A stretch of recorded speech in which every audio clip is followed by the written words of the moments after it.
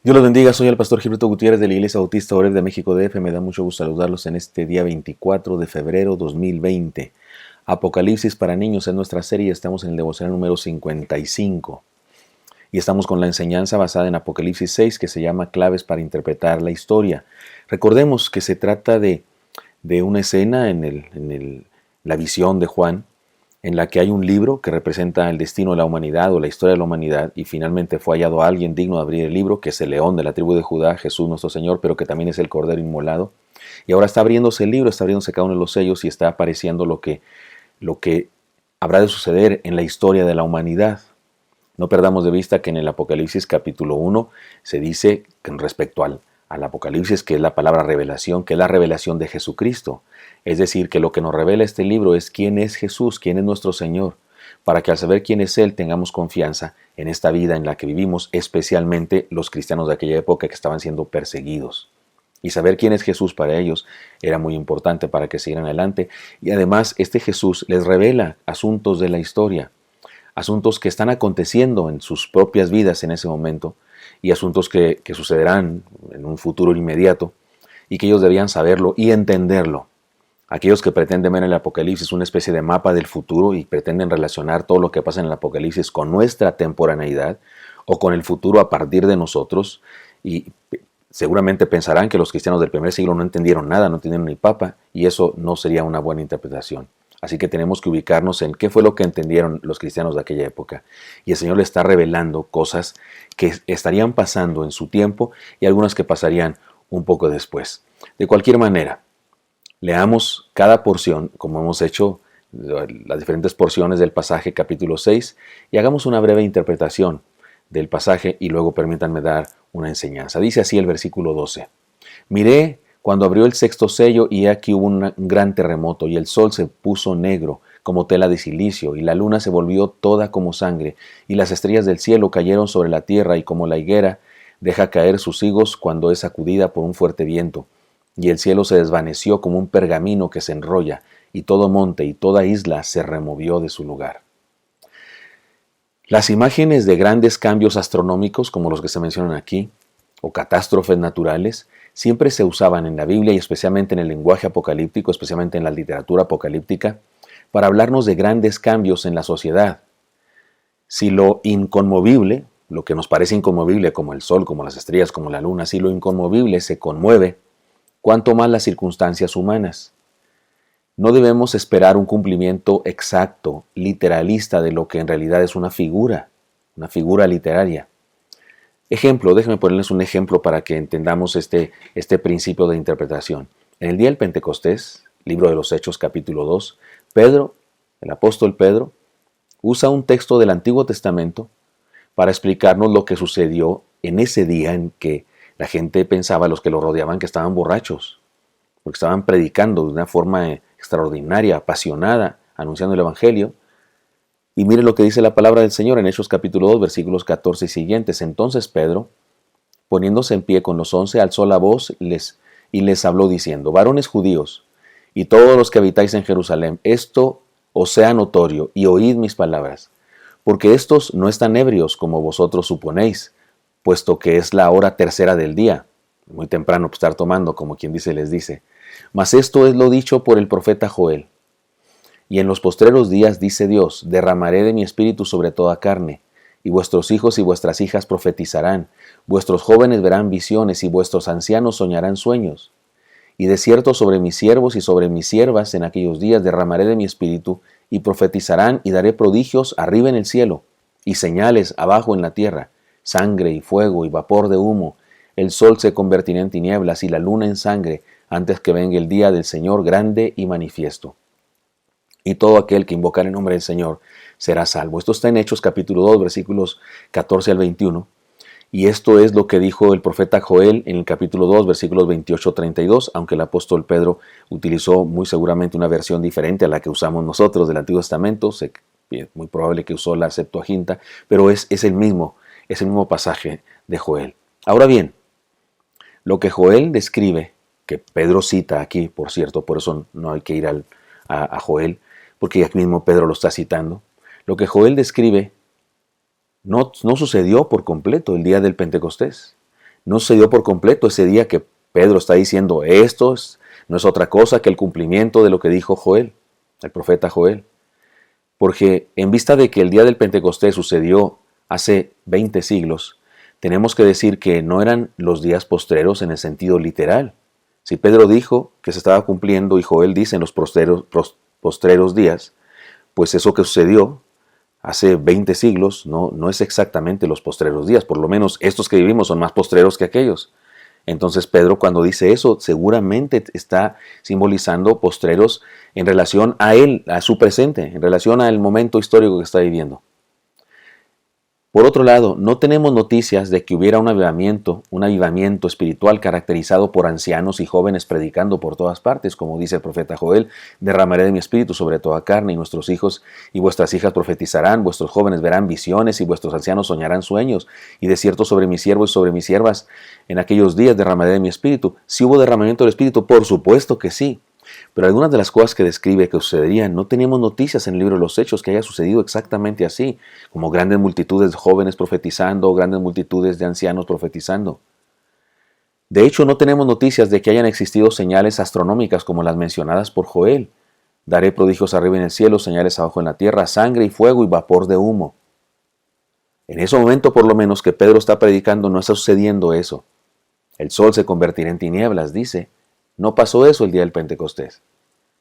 Sin embargo, escúcheme, para que no, qué bueno que estoy por internet y no me apedrea, porque sé que algunos de ustedes son conocedores de la palabra y tal vez ya tienen en su mente una idea respecto al Apocalipsis, han escuchado conferencias, han leído libros al respecto de esto, libros con una postura futurista de la interpretación del Apocalipsis, y tal vez se me está molestando un poco, por eso qué bueno que estoy por este medio, así no recibiré pedradas. Pero en mi afán de enseñarle algo, permítame decirle, sin embargo, Pedro está lleno del Espíritu Santo en ese momento. Y dijo, lleno del Espíritu Santo, dijo que ese día estaba cumpliéndose la profecía de Joel. ¿O se equivocó Pedro o se equivocó Joel o qué pasó? No, ninguno se equivocó. Lo que significa es que el cumplimiento de las profecías, y especialmente cuando involucran estas metáforas, estas figuras literarias, no tiene que ser literalista. Y no quiero usar la palabra literal porque la palabra de Dios es literal, pero quiero utilizar este afán por hacerlo todo literalistamente.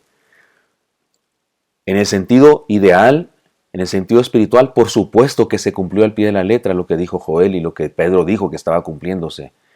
¿En qué sentido? Lo que profetizaba Joel con esas señales, el sol haciéndose rojo, la luna tiñéndose y oscureciéndose y todo eso que dice, está explicando el inicio de un cambio radical en la humanidad, un cambio más grande y más profundo que si el sol se apagara, más grande y más profundo que si la luna se tiñera de rojo. ¿Y cuál es ese cambio maravilloso, extraordinario? El nacimiento de la iglesia de Cristo. Porque cuando nació la iglesia de Jesucristo se inició una revolución espiritual que cambiaría el mundo para siempre. El mundo no es el mismo desde que la iglesia de Jesucristo nació, día del Pentecostés. Se inició un cambio radical que se simboliza hablando de cambios astronómicos. Se simboliza diciendo esas cosas. Hubo tales cambios sociales, políticos, económicos, de cuestiones filosóficas, de ética, de moral, es decir, de la misma manera, otros profetas usaron figuras literarias también de este tipo de cambios astronómicos para simbolizar cambios sociales, políticos, sobre todo espirituales. Por ejemplo, les leo, dice la palabra: ¿no se estremecerá la tierra sobre esto?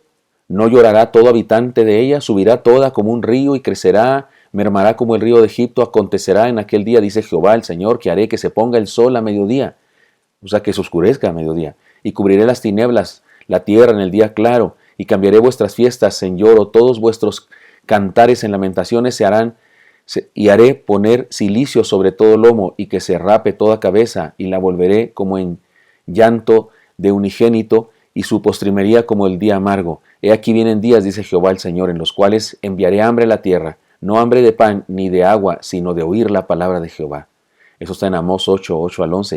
Otra vez está usando metáforas para hablar de cambios radicales que Dios hará. En Ezequiel dice: porque he hablado en mi cielo y en el fuego de mi ira, que en aquel tiempo habrá gran temblor sobre la tierra, de Israel. Y usted y yo podemos pensar, se trata de eclipses, se trata de terremotos, y no dudo que se trate de eso.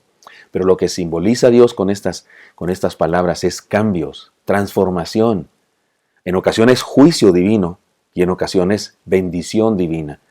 Dice también la palabra en Ageo, porque así dice Jehová de los ejércitos, de aquí a poco yo haré temblar los cielos y la tierra, el mar y la tierra seca, y haré temblar a todas las naciones, y vendrá el deseado de todas las naciones, llenaré de gloria esta casa, ha dicho Jehová de los ejércitos.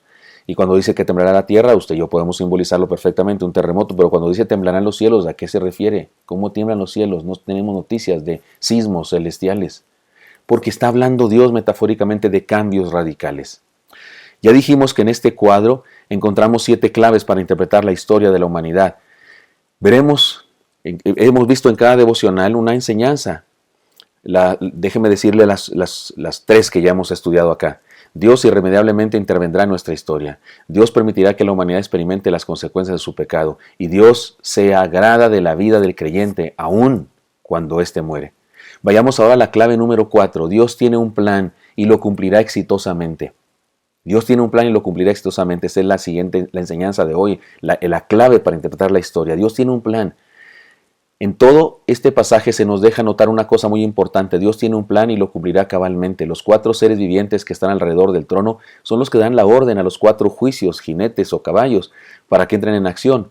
Por otro lado, como leímos ayer, se da una indicación a los mártires para que esperen que se complete el número de los que han de morir por la fe. Después describe la apertura del 6º sello y con ello el acontecimiento de grandes cambios simbolizados por un gran terremoto, enormes fenómenos astronómicos. Mire, leamos de nuevo este pasaje que estamos estudiando. Miré cuando abrió el 6º sello y aquí hubo un gran terremoto y el sol se puso negro como tela de silicio y la luna se volvió toda como sangre y las estrellas del cielo cayeron sobre la tierra como la higuera deja caer sus higos cuando es sacudida por un fuerte viento y el cielo se desvaneció como un pergamino que se enrolla y todo monte y toda isla se removió del lugar. Todo ello nos habla de un proyecto bien definido. Es decir, cuando el pueblo de Dios sufre, no es porque Dios esté dormido. Se trata de un plan predeterminado por Dios. Pablo dijo que es poderoso para guardar nuestro depósito hasta aquel día. 2 Timoteo 1:12. Y Judas dijo, es poderoso para guardarnos sin caída. Me refiero a la carta de Judas, versículo 24. Ser cristiano es ser parte de un plan y vivir y morir tiene sentido en el plan de Dios. El hecho de que Dios le revele a Juan uno a uno los sellos del libro que representa la historia del hombre, deja bien en claro que Dios conoce el futuro y no solo lo conoce, sino que ha de intervenir en él para cumplir sus planes. Así que los cristianos perseguidos, la iglesia sufriente, podían llenarse de aliento al saber que lo que estaban viviendo no era un tropezón, no era un fracaso, sino un plan delineado por Dios. Esta enseñanza también es para nosotros, hermanos míos. Si entendemos que Dios es todopoderoso y tiene un plan, podemos vivir cada día confiando en sus designios y a pesar de las pruebas, seguir adelante sabiendo que somos parte de un proyecto bien delineado. Perdón, aunque sé que estoy tomando más tiempo de los devocionales de otros días, imaginemos este evento para concluir esto, imaginemos este evento para entender lo que esta enseñanza significa. El boxeador de la esquina blanca, por así decirlo, siente que está perdiendo la pelea. El contrincante tira demasiados golpes y demasiado rápido. Es el campeón, de hecho. Se mueve por todo el ring y no es un blanco fácil para asestarle un golpe sólido. Cada vez que se sienta en su esquina, escucha a su entrenador que le dice, vas bien, vas bien. Él siente que no va bien, pues no ha podido darle un solo golpe a aquel hombre, como es su costumbre, porque tiene una derecha fulminante, pero no le ha podido pegar nunca. Pero el entrenador insiste y le dice, todo está saliendo conforme al plan. Al finalizar el 6º round, nuestro pugilista está desanimado y su entrenador le dice, este es tu momento. El 7º round es tu momento. Él, tu contrincante, está agotado. Ha tirado demasiados golpes, se ha movido tanto por todo el ring que ya no puede más, está agotadísimo. Ahora es tu turno. Golpea su costado con la mano izquierda y usa tu derecha para golpear su mandíbula y serás campeón. El confundido boxeador logra comprender un poco la estrategia de su entrenador y sale muy animado y ciertamente su contrincante ya no se mueve tanto, ya no tira tantos golpes, así que realiza el clásico 1-2 y manda a la lona a su enemigo, quien no se levanta por sí solo, porque está completamente noqueado. El nuevo campeón voltea a ver a su manejador y le sonríe, y se da cuenta de que el plan era perfecto. Perdonen el ejemplo tan del box, pero si Dios tiene un plan, vamos a ganar. Hermanos míos, Dios tiene un plan, así que la tenemos ganada. Sigamos esforzándonos por vivir y confiando en aquel que nos ha llamado a seguirle. Espero que esto sea útil para usted y me encantaría encontrarle el día de mañana. Hasta pronto.